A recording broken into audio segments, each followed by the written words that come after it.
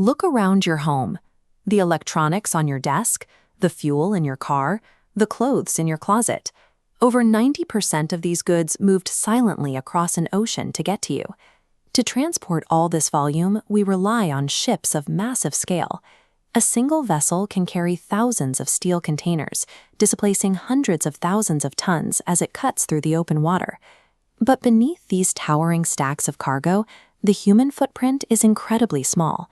A tiny multinational crew operates this entire structure in complete isolation. These ships are self-sustaining floating cities. They run 24 hours a day, 7 days a week, pushing through some of the most unforgiving environments on the planet. The global economy relies entirely on these few brave mariners, surviving a constant battle across 3 escalating fronts. Up in the bridge, the nerve center of the ship, navigation officers maintain strict compliance with collision avoidance rules. They continuously monitor radar and optical lookouts to keep the vessel clear of traffic. Deep inside the ship's belly, the engine department manages propulsion, operating massive main engines and auxiliary generators. Crews troubleshoot these systems in temperatures exceeding 40 degrees Celsius, fighting constant high-decibel roar, ensuring zero pollution.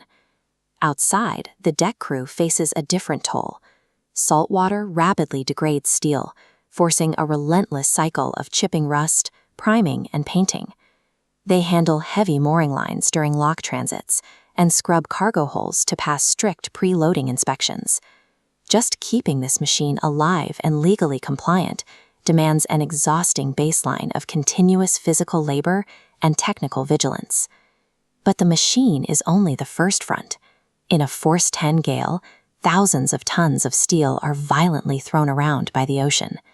As the hull violently pitches and rolls past 30 degrees, outer decks are locked down.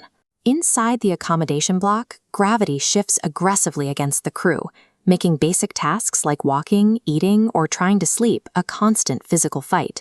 Then there are the human threats. When passing through high-risk piracy zones, the crew must aggressively harden the vessel against boarding attempts.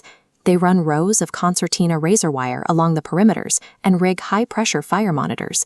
Deep inside, they prepare the Citadel, a fortified emergency panic room equipped with separate air supplies and remote engine controls. These mariners are actively surviving hostile environments where a single structural failure or security breach can be fatal. The third front is time. Life revolves around a rigid schedule, 4 hours on watch, 8 hours off. But when crossing oceans, advancing the ship's clock subtracts precious hours directly from those tight rest blocks. Biologically, this schedule shatters the body's natural circadian rhythm. The result is a deep, compounded fatigue that the crew simply cannot sleep off. This systematic reduction of rest strips away their physical and mental reserves at the exact moment they need them to battle the massive machinery and the open ocean. This cycle does not end after a few weeks. Mariners sign contracts stretching from 4 to 9 months, living entirely cut off from their families, personal milestones, and support networks. And when the ship finally arrives at port, the isolation continues. Strict terminal security protocols and fast cargo turnarounds leave almost zero time for shore leave. The crew remains trapped on their steel island. Surviving this requires immense psychological resilience and absolute trust within a small, confined team. So the next time you see a shipping container rolling down a local highway, remember what it took to get it there. Every item inside carries the invisible weight of that ocean journey. We rely entirely on this unseen workforce to sustain our modern world. It is a hidden reality we only get to see thanks to mariners and creators like Roy, who document